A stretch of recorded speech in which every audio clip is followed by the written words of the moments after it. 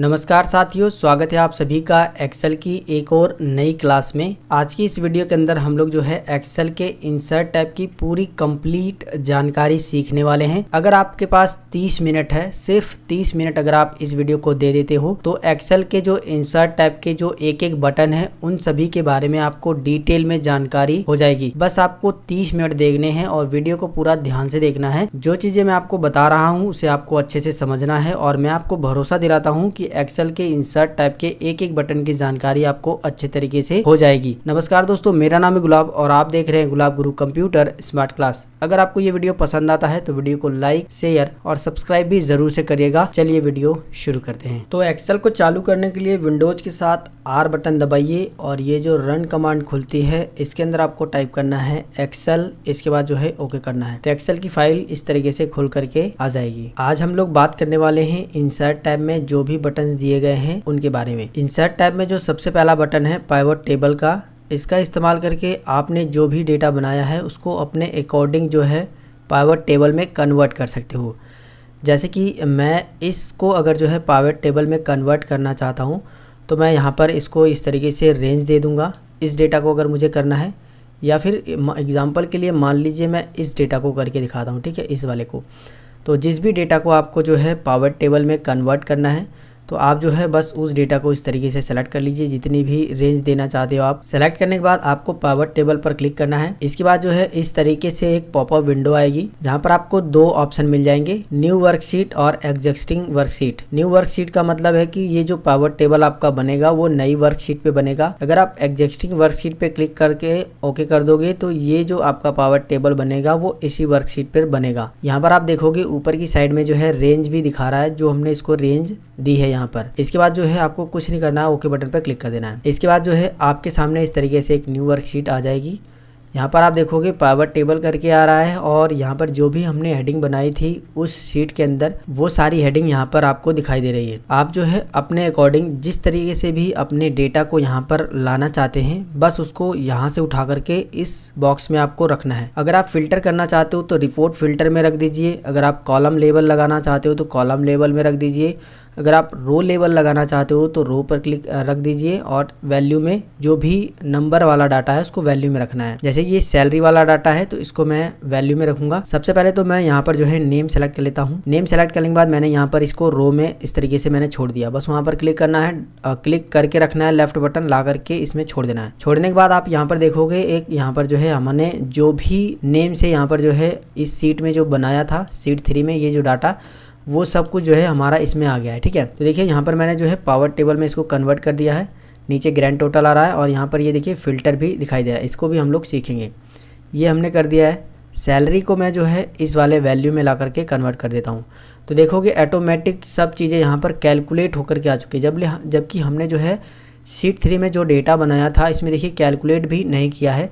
जबकि जो कि यहाँ पर जो है पिवट टेबल में जैसे ही हमने यहाँ पर अपने डेटा को इसके अंदर वैल्यू में डाला वो ऑटोमेटिक ग्रैंड टोटल यहाँ पर आ गया है।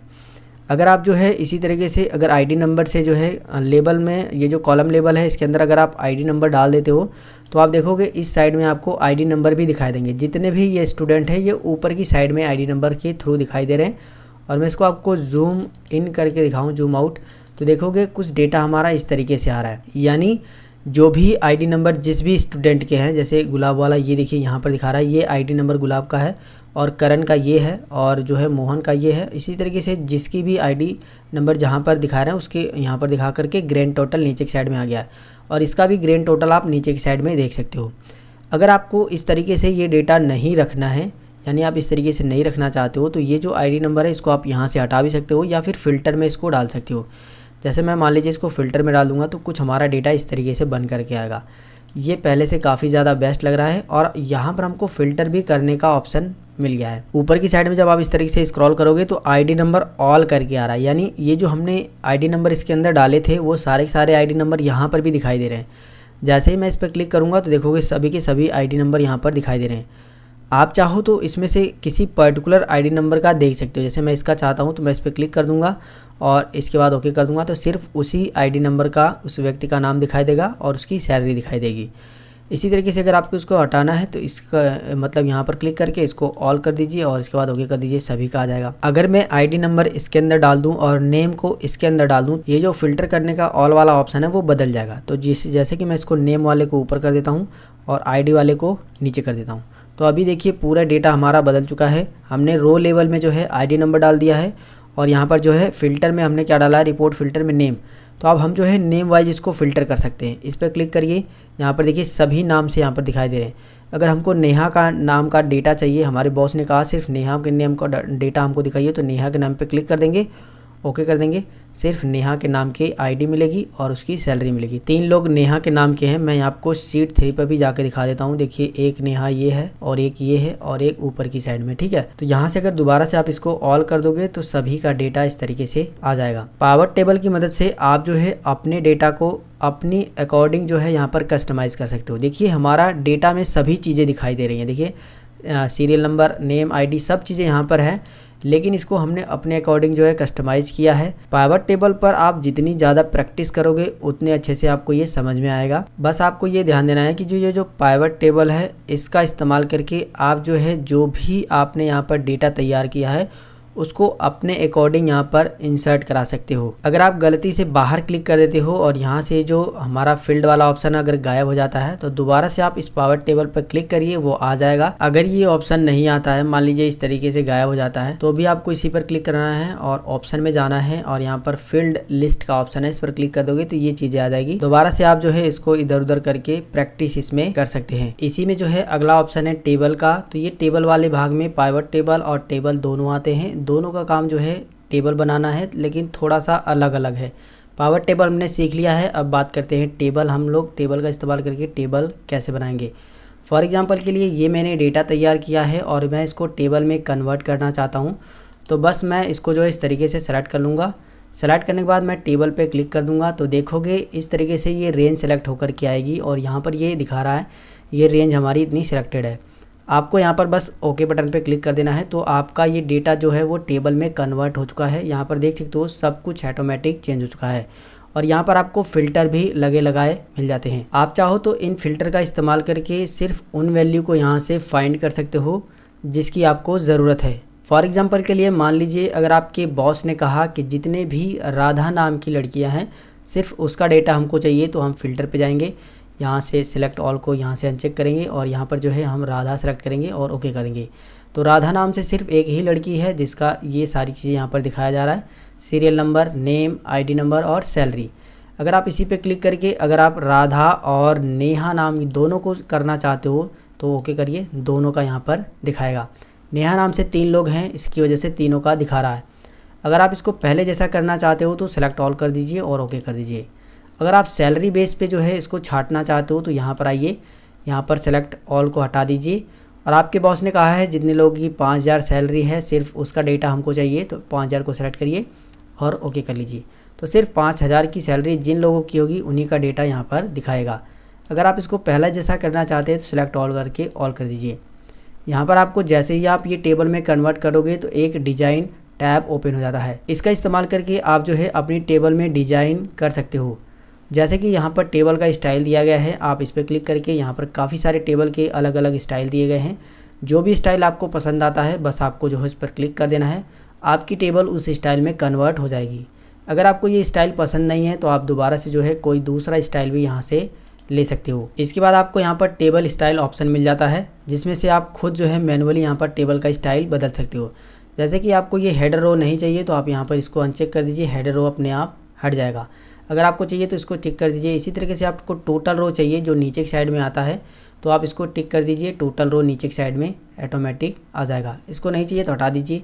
और यहाँ पर जो है बैंडेड रो, ये जो इस तरीके से आ रहा है एक छोड़ करके, इसको अगर आप हटाना चाहते हो तो इस तरीके से कर दीजिए, वो हट जाएगा। लाना है तो इस तरीके से ला दीजिए। इसी तरीके से अगर आपको जो है बैंडेड कॉलम चाहिए, यानी कॉलम भी जो है इस तरीके से आ जाए तो इस पर क्लिक करिए। देखिए ये बैंडेड कॉलम आ गया है, एक कॉलम पूरा रंगीन है, दूसरा इस तरीके से फिर रंगीन है, ठीक है। इसको हटा दीजिए। अगर आप जो है फर्स्ट कॉलम को जो है बैंडेड की तरह करना चाहते हो तो बस इस तरीके से करिए, फर्स्ट कॉलम डिज़ाइन में आ जाएगा। अगर आप इसको हटाओगे तो हट जाएगा, लास्ट कॉलम जो है डिज़ाइन में आ जाएगा। तो इस तरीके से आप इन दोनों ऑप्शन का इस्तेमाल कर सकते। इसी में अगला ऑप्शन है एक्सटर्नल टेबल टू डेटा। ये हमारे उतने काम में नहीं आता है, ये यूजलेस है, फिर भी आपको इसके बारे में पता होना चाहिए। यहाँ से आप जो है अपने ये जो डेटा टेबल में कन्वर्ट किया है इसको एक्सपोर्ट करा सकते हो, और यहाँ से अगर आप इसमें कुछ भी सही करते हो यानी कुछ भी इसमें एडिट करते हो तो उसको रिफ्रेश कर सकते हो। इसी में ये जो पहला ऑप्शन है इसको समराइज कर सकते हो पाइवट टेबल के साथ, और यहाँ पर रिमूव डुप्लीकेट, अगर आपके इसमें से कोई भी डेटा डुप्लीकेट है अगर आप उसको रिमूव करना चाहते हो तो ओके करिए।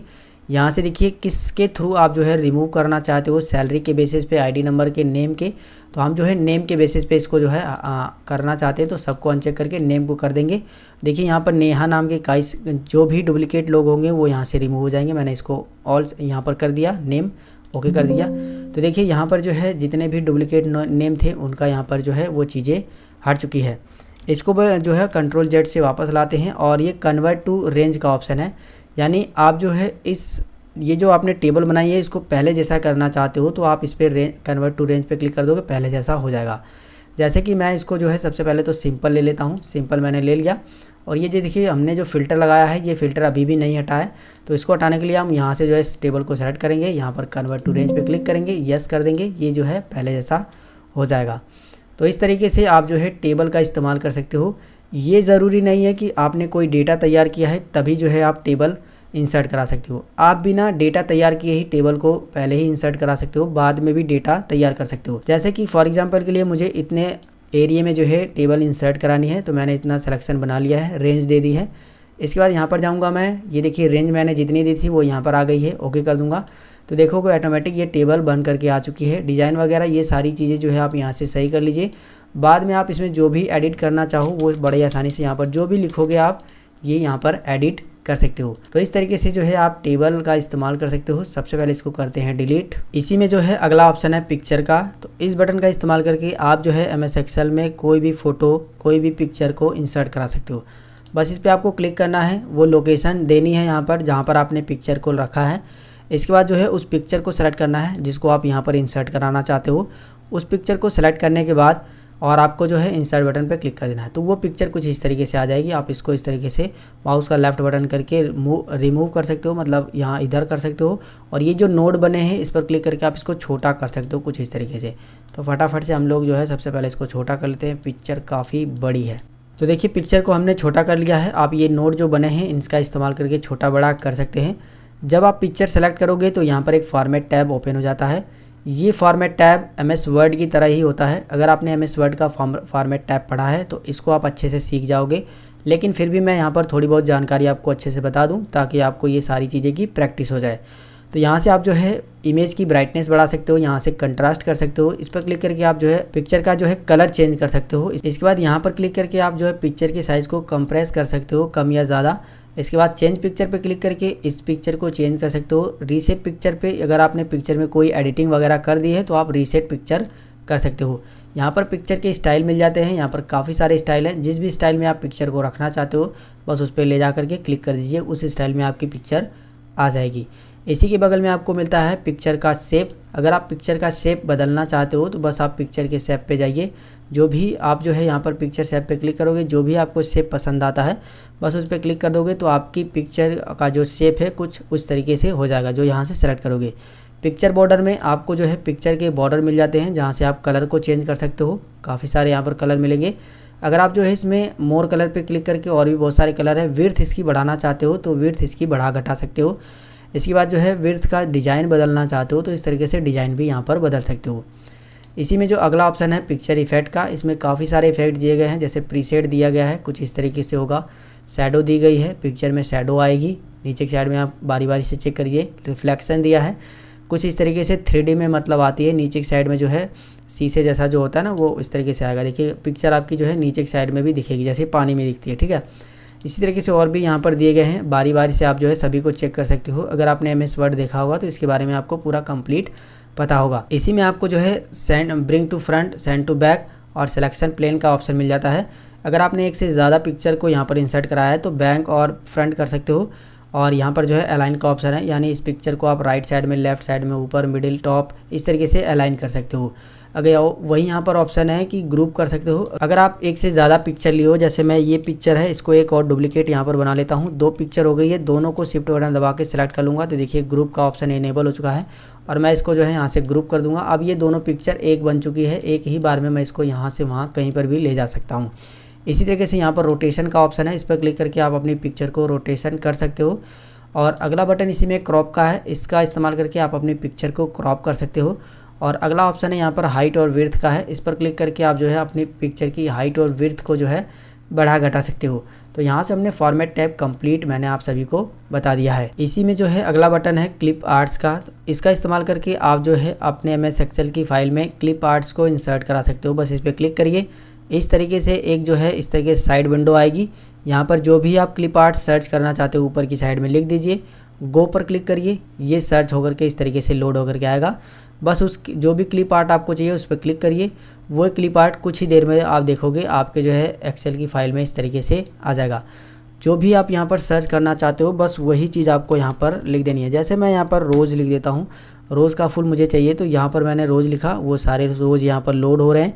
जो भी रोज़ मुझे पसंद है बस मैं उस पर क्लिक करूँगा, रोज़ हमारे सामने इस तरीके से आ जाएगा। इसको जो है आप छोटा बड़ा कर सकते हो। यहाँ पर आप देखोगे कि जब आप क्लिप आर्ट इंसर्ट कराओगे तो यहाँ पर फिर से जो है फॉर्मेट टैब ओपन हो गया है। तो पहले इसको बंद करते हैं। अगर आप गलती से बाहर क्लिक कर दोगे तो फॉर्मेट टैब गायब हो जाएगा, इतना आपको ध्यान देना है। जब आप इस पर क्लिक करोगे तो फॉर्मेट टैब ओपन हो जाएगा। सेम जो पिक्चर वाला फॉर्मेट टैब है वही यहाँ पर भी है, तो ये चीज़ें मैंने आपको बता दी है। अब इसी में अगला बटन है शेप्स का, तो यहाँ से क्लिक करके आप जो है अपने एक्सेल की फाइल में ढेर सारे शेप्स को इंसर्ट करा सकते हो। जैसे कि कोई भी शेप्स को अगर आपको इंसर्ट कराना है, जैसे मैं ये एरो ले लेता हूँ, ये वाला, इस एरो को अगर आपको जो है एक्सेल में इंसर्ट कराना है तो बस उस एरो पे क्लिक करिए। अभी देखिए आपका कर्सर जो है कुछ प्लस जैसा हो गया है। जिधर से भी आपको एरो बनाना है बस वहाँ पर जाइए, माउस का लेफ्ट बटन दबा करके इस तरीके से ड्रैग कर दीजिए। जब आप ड्रैग करोगे तो अभी जो है ऊपर नीचे करोगे तो कुछ इस तरीके से होगा, बस छोड़ दीजिए। छोड़ने के बाद आप देखोगे कि ये जो है आपका एरो बन जाएगा। जब आप कोई भी शेप लोगे तो एक अलग से फॉर्मेट टैब ओपन होता है, जहाँ से आप जो है यहाँ पर क्लिक करके कोई दूसरी शेप बना सकते हो। यहाँ पर इस शेप को एडिट कर सकते हो, टेक्स्ट बॉक्स यहाँ से ला सकते हो और यहाँ से जो है इस शेप को जो है शेप का स्टाइल चेंज कर सकते हो, जैसे कुछ इस तरीके से। ठीक है, शेप का स्टाइल चेंज करने के बाद जो भी आपको पसंद आता है उस पर क्लिक कर दीजिए। यहाँ से शेप का अलग से कलर भरना चाहते हो तो वो भर सकते हो। यहाँ से जो है शेप की आउटलाइन जो भी रखना चाहते हो कलर में वो रख सकते हो। आउटलाइन मोटी पतली करना चाहते हो ये कर सकते हो। इसी तरीके से नीचे की साइड में आया है शेप का इफेक्ट, जो हमें पिक्चर इफेक्ट में मिलता है वो सारे इफेक्ट आपको यहाँ पर मिल जाते हैं। जो भी इफेक्ट पसंद आता है आपको उस पर क्लिक करना है। बारी बारी से आप सभी पे आकर के देख सकते हो, सेम MS वर्ड की तरह ये सारे के सारे इफेक्ट आपको यहाँ पर भी मिलेंगे। तो यहाँ पर हम कोई भी एक इफेक्ट ले लेते हैं, ये हमने ले लिया है। इसी में आपको मिलता है वर्ड आर्ट स्टाइल, तो ये वर्ड आर्ट स्टाइल वर्ड पे काम करता है, यानी जो हम टेक्स्ट लिखेंगे उस पर काम करता है, जो कि इंसर्ट में हमको यहाँ पर वर्ड आर्ट में मिल जाएगा, तो उसमें हम लोग सीख लेंगे। इसके बाद जो है इसमें आता है ब्रिंग टू फ्रंट, बैक, और ये सारी चीज़ें पिक्चर वाली काम करती हैं। अलाइन करना, ग्रुप करना, रोटेट, ये साइज़ वगैरह जो कि मैंने आपको बताई दी है। अब बात करते हैं इसी में अगला बटन है स्मार्ट आर्ट का। तो स्मार्ट आर्ट पे क्लिक करके आप जो है ढेर सारे यहाँ पर स्मार्ट आर्ट दिए गए हैं। जैसे ऑल पे क्लिक करोगे तो सभी यहाँ पर मिले जुले मिल जाएंगे। अगर आप किसी लिस्ट में चाहते हो, जैसे लिस्ट दिखाई दे तो लिस्ट में इस तरीके से आएगा। प्रोसेस दिखाना चाहते हो, कोई चीज़ का काम का प्रोसेस हो रहा है तो आप इस तरीके से दिखा सकते हो। साइकिलिंग दिखाना चाहते हो, सर्कल के जैसा, तो सर्कल के जैसा भी दिखा सकते हो। किसी भी स्मार्ट आर्ट को इस्तेमाल करने के लिए आपको उस स्मार्ट आर्ट पर बस क्लिक करना होगा। फॉर एग्जांपल के लिए मुझे ये वाला चाहिए तो मैं इस पर क्लिक कर दूंगा, ये कुछ इस तरीके से आ जाएगा। मैं इसको ओके कर दूंगा तो स्मार्ट आर्ट हमारे यहाँ बन करके आ चुका है। अभी आप जो है इसको इधर उधर ड्रैग भी कर सकते हो, इसको यहाँ पर ले जा करके इसको छोटा भी कर सकते हो कुछ इस तरीके से। अगर आपको इसके अंदर कुछ लिखना है तो बस इस पर क्लिक करिए, जो भी चीज़ें आप इसमें लिखना चाहते हो। जैसे कि करेंटली जो है हमारे सब्सक्राइबर यानी हमारी यूट्यूब की फैमिली जो है 26,000 प्लस हो चुकी है, तो मैंने यहाँ पर 26,000 लिख दिया। पिछले महीने जो है अभी हमने जो है 20,000 कंप्लीट किए थे। मैं एक डाटा तैयार कर रहा हूँ मान लीजिए, और जब मैंने शुरुआत की थी तो उस समय मैंने 1000 यहाँ पर या फिर 10,000 लिख देते हैं। तो इस तरीके से मैंने एक डेटा तैयार कर दिया है। ये आपके अकॉर्डिंग भी डिपेंड करता है कि आप इस स्मार्ट आर्ट को कैसे इस्तेमाल करना चाहते हो। जब आप कोई स्मार्ट आर्ट यहाँ पर इंसर्ट करा लोगे तो यहाँ पर देखिए डिज़ाइन वाला एक टैब खुल जाता है। अगर आप भी अभी भी जो है इस स्मार्ट आर्ट में कुछ चेंजेस वगैरह करना चाहो, स्टाइल वगैरह बदलना चाहो, तो यहाँ पर जो है आप बदल सकते हो। ठीक है, वहीं पर स्मार्ट आर्ट के और भी स्टाइल यहाँ पर दिए गए हैं। जो भी स्टाइल में आपको इस तरीके से मिलता है वो सारी स्टाइल यहाँ पर क्लिक करके सिलेक्ट कर सकते हो। जब आप स्मार्ट आर्ट इंसर्ट कराओगे तो डिजाइन टैब के साथ एक फॉर्मेट टैब भी दिखाई देता है। इस पर आप क्लिक करके यहाँ से जो है शेप का स्टाइल कोई अलग अलग ले सकते हो। जैसे कि मैं इस शेप में ये कलर रहने देता हूँ और इसके ऊपर जा करके या फिर इसमें जा करके इस पर हम क्लिक करेंगे। यहाँ से कोई एक दूसरा स्टाइल ले लेंगे जो अच्छा लगे, कुछ अलग सा रहे, ये वाला ले लेते हैं। तो ये अलग हो गया है। अब जो है हम इस पर क्लिक करेंगे। इसमें भी अगर दूसरा स्टाइल आपको चाहिए तो रख लीजिए, वरना आप ऐसे ही रहने दीजिए। तो देखिए अभी हमारा जो है स्मार्ट आर्ट काफ़ी ज़्यादा स्टाइलिश लग रहा है। और भी बहुत सारी चीज़ें इसके अंदर दी गई हैं। शेप को अगर आप चाहो तो खुद से ही फील कर सकते हो कुछ दूसरे कलर से। और ये जो रेंज वगैरह है ये सब पिछले से मिलते जुलते हैं, आप इनको बारी बारी से चेक कर लीजिए। तो मैं आपको बता दूं, इंसर्ट टैब में स्मार्ट आर्ट का इस्तेमाल करके यहाँ पर आपको अपने अकॉर्डिंग जो भी आपके दिमाग में चीज़ें चल रही है, जिसके अकॉर्डिंग आप डाटा तैयार करना चाहते हो, वो यहाँ से जो है आपको स्मार्ट आर्ट इंसर्ट कराना है। और यह आपको ध्यान देना है कि सारी चीज़ें एडिटेबल हैं। एडिटेबल का मतलब ये है कि कुछ भी आप इसमें चेंज कर सकते हो। शेप का आकार, शेप का कलर, उसमें कुछ लिखना हो, सब कुछ कर सकते हो। बस आपकी प्रैक्टिस के ऊपर डिपेंड करता है। तो जितनी ज़्यादा आप प्रैक्टिस करोगे स्मार्ट आर्ट के ऊपर, उतना अच्छे तरीके से आप काम करोगे। अब बात करते हैं यहाँ पर चार्ट्स के बारे में। तो चार्ट्स में कई सारे जो है यहाँ पर स्टाइल दिए गए हैं। जैसे कॉलम चार्ट्स है, लाइन चार्ट्स है, पाई चार्ट्स है, बार चार्ट्स है, एरिया है, ये स्कैटर है और अदर चार्ट्स है। ठीक है, तो चार्ट को इस्तेमाल करने के लिए हम लोग जो है यहाँ से एक नई शीट को इंसर्ट कराते हैं और इसमें मैं कुछ डेटा तैयार करता हूँ, तभी जो है ये चार्ट बनेगा। बिना डेटा के भी आप चार्ट को तैयार कर सकते हो। कैसे कर सकते हो, सबसे पहले उसी के बारे में बात कर लेते हैं। ठीक है, जैसे कि मुझे ये मान लीजिए कि कॉलम चार्ट चाहिए। कॉलम चार्ट पे क्लिक करेंगे, जो भी स्टाइल यहाँ पर आपको पसंद है बस उस पर क्लिक करिए। तो देखिए ये चार्ट यहाँ पर बन करके आ चुका है। लेकिन अभी जो है इसके अंदर आपको कुछ भी दिखाई नहीं दे रहा होगा। ये क्यों कुछ भी नहीं दिखाई दे रहा है? क्योंकि हमने कुछ इसके अंदर डेटा यहाँ पर जो है लिस्ट बनाई ही नहीं थी। तो इसके अंदर दिखाएगा क्या? जब हम यहाँ पर लिस्ट बनाएंगे और इसको इसके अंदर फिल्ड करेंगे तो ये यहाँ पर सारी चीज़ें दिखाई देगी।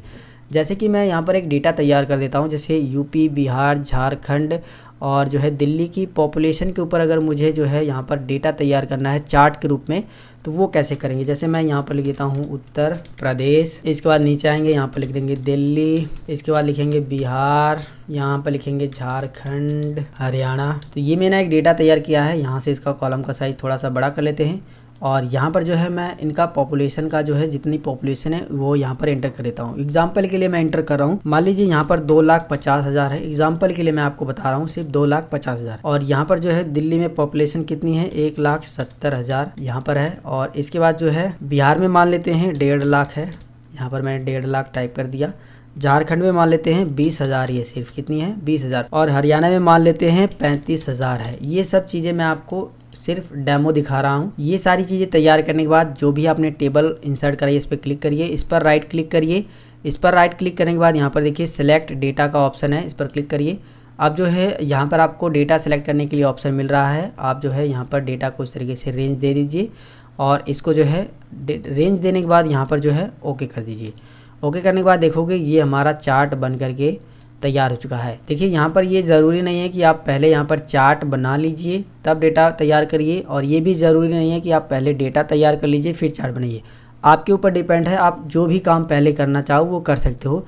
डेटा बनाने के बाद भी चार्ट इंसर्ट करा सकते हो और चार्ट बनाने के बाद भी डेटा यहाँ पर जो है लिख करके उसको इंसर्ट करा सकते हो। यहाँ पर आप जब चार्ट बना लोगे यहाँ पर, तो यहाँ पर आपको फॉर्मेट और लेआउट का और डिज़ाइन का मिल जाएगा। तो यहाँ पर जो भी बटन्स दिए गए हैं वो इसके रिलेटेड है।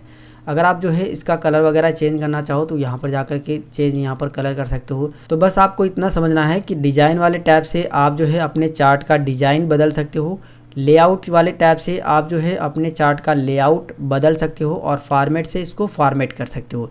जैसे इसको शेप का कलर अलग से भरना चाहते हो तो कोई दूसरा कलर खुद से ही डाल सकते हो। यहाँ पर आउटलाइन वगैरह है, ये जो टेक्स्ट बॉक्स वगैरह टेक्स्ट वगैरह कलर चेंज करना हो, ठीक है, तो फॉर्मेट से इसकी फॉर्मेटिंग कर सकते हो, लेआउट से इसका लेआउट चेंज कर सकते हो, डिजाइनिंग से इसको डिजाइन कर सकते हो। तो हमारा डेटा पहले जैसा था, यानी जो चार्ट था उसको जो है सिंपल चैट में इसको कन्वर्ट कर लेते हैं, बिल्कुल ऐसा। अब जो है आपको समझने में काफ़ी ज़्यादा आसानी होगी।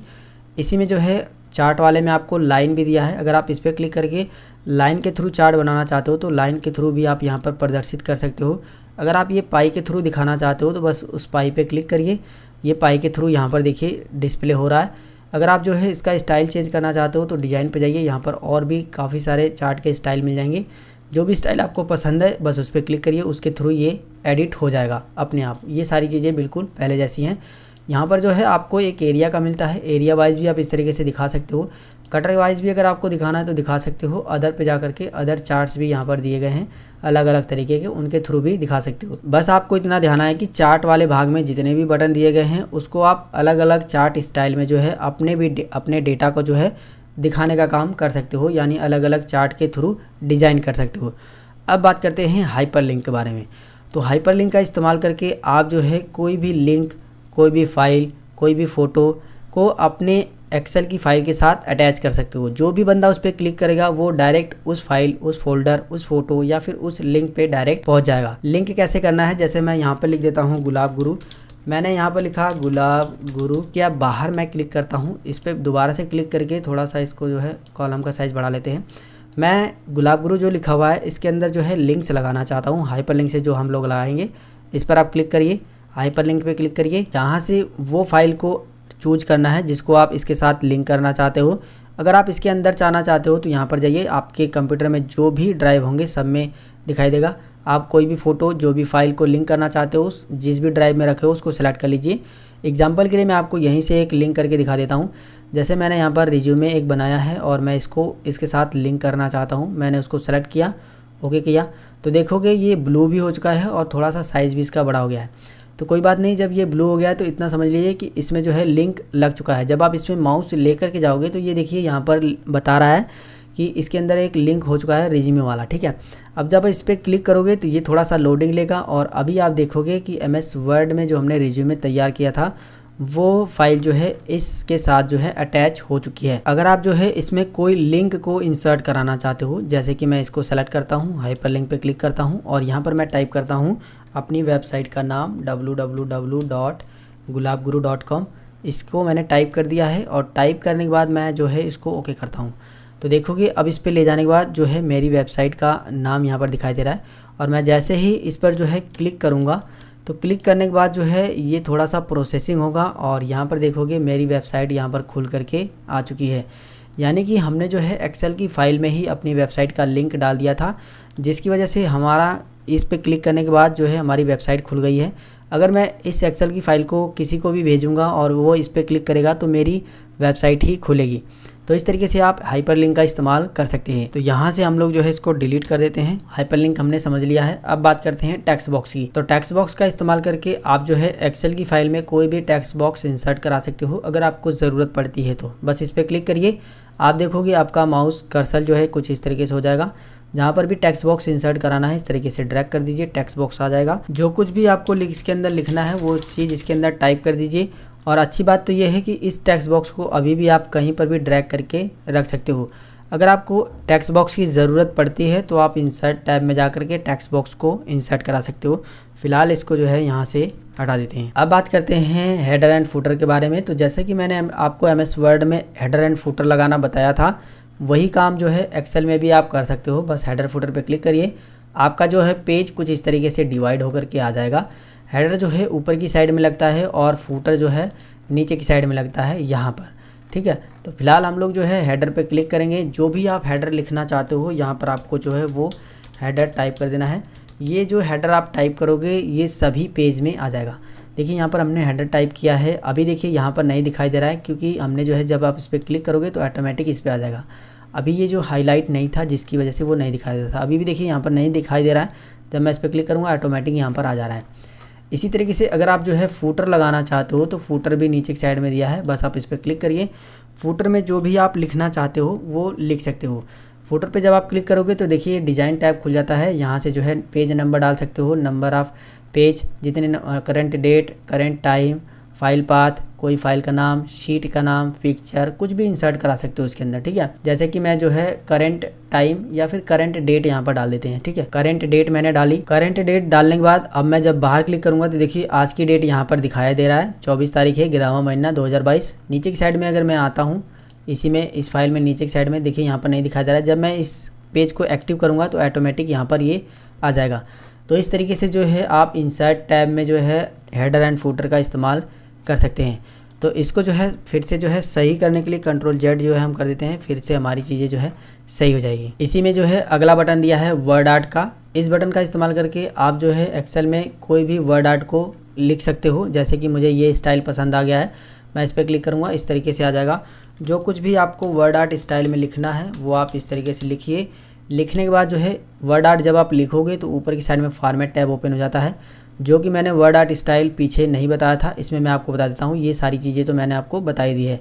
वर्ड आर्ट स्टाइल में आप देखिए इसका कलर चेंज कर सकते हो वर्ड आर्ट का। बस आपको जो है इस पर इस तरीके से सेलेक्ट करना है। यहाँ से ये टेक्स्ट फील्ड पे जो भी आप कलर फिल करना चाहते हो यहाँ से वो कलर फिल कर लीजिए। जैसे कि मैं इसको रहने देता हूँ। यहाँ से आउटलाइन का कलर अगर आप दूसरा देना चाहते हो दे सकते हो। यहाँ से जो है इफ़ेक्ट देना चाहते हो, जो भी इफ़ेक्ट आपको देना है वो इफ़ेक्ट दे सकते हो। यहाँ से जो है वर्ड आर्ट का स्टाइल अगर आप अभी भी बदलना चाहो तो बदल सकते हो। ये सारी चीज़ें हैं।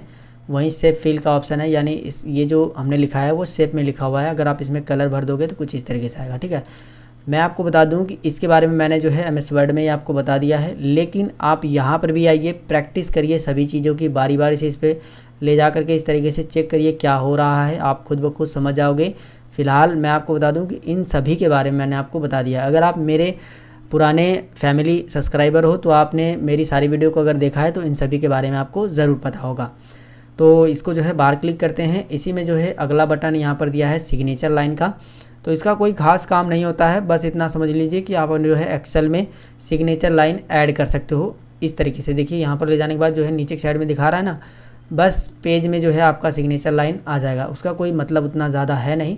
बात करते हैं ऑब्जेक्ट की। देखिए ऑब्जेक्ट बटन बहुत ही काम का है। आप जो है एक्सेल में काम करते वक्त ही अगर आपको किसी दूसरे सॉफ्टवेयर में से कोई दूसरा काम करके एक्सेल में एक्सपोर्ट करा लेना है डायरेक्ट बिना कुछ किए ही, बस आप उसमें काम करो, सारी चीज़ें यहाँ पर आ जाए, तो आप जो है ऑब्जेक्ट बटन का इस्तेमाल कर सकते हो। जैसे कि मैं जो है यहाँ पर क्लिक कर देता हूँ, ऑब्जेक्ट पे मैं क्लिक करता हूँ, तो देखिए हमारे कंप्यूटर में जितने भी सॉफ्टवेयर इंस्टॉल होंगे वो सब के सब यहाँ पर आएंगे। तो जिस भी सॉफ्टवेयर में आपको काम करके एक्सेल में लेकर के आना है वो सॉफ्टवेयर आपको यहाँ से जो है सेलेक्ट करना है। तो जैसे कि मैं यहाँ पर जो है एडोब फोटोशॉप में ही काम कर लेता हूँ। मैं इसको ओपन करता हूँ यहाँ पर, और यहाँ से मैंने इसको ओके किया। तो देखिए अभी ये लोड ले रहा है, देख सकते हो इस तरीके से ऑटोमेटिक ये चालू हो गया। हमने यहीं से जो है इसको चालू कर दिया है। ये हमारा फ़ोटोशॉप ओपन हो गया है और ये हमारा जो है पेज दिख रहा है। पेज में हम जो भी काम करेंगे वो एक्सेल में ऑटोमेटिक आ जाएगा। तो यहाँ पर जो है हम लोग कुछ भी काम कर लेते हैं। जैसे कि मैं यहाँ पर जो है, तो यहाँ पर मान लीजिए मैं अपना नाम टाइप कर देता हूँ। मैंने नाम टाइप कर दिया है और ये चीज़ मुझे जो है एक्सेल में लेके जानी है। आप चाहो तो इसमें कुछ भी बना लो, फोटो वगैरह, वो सब कुछ एक्सेल में आ जाएगा। बस मैं आपको एग्जाम्पल के लिए बता रहा हूँ।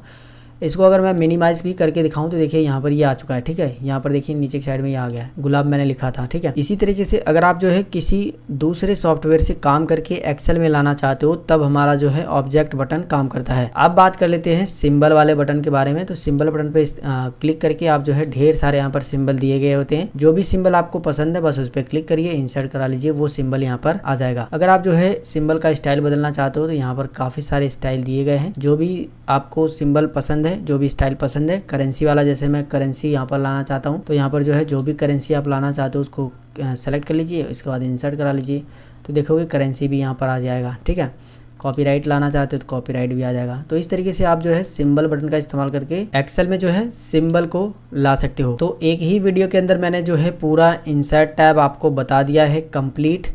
वीडियो थोड़ा बड़ा हो गया है, लेकिन एक ही वीडियो देखने के बाद जो है आप इंसर्ट टैब के बारे में पूरा कंप्लीट सीख जाओगे। अगर आपको ये वीडियो पसंद आया है, हमारे द्वारा दी गई जानकारी आपको अच्छी लगी है, तो ये वीडियो आप ज़रूर लाइक करिए और अपने दोस्तों के साथ भी इस वीडियो को शेयर करिए। अगर आपके मन में कोई सवाल है तो आप हमें नीचे कमेंट करके ज़रूर बताइए। और अगर आपने अभी तक चैनल को सब्सक्राइब नहीं किया है तो सब्सक्राइब कर लो यार, सब्सक्राइब करना बिल्कुल फ्री है, सब्सक्राइब कर लो। और मिलेंगे फिर एक नई वीडियो में एक नई जानकारी के साथ। तब तक के लिए जय हिंद, वंदे मातरम।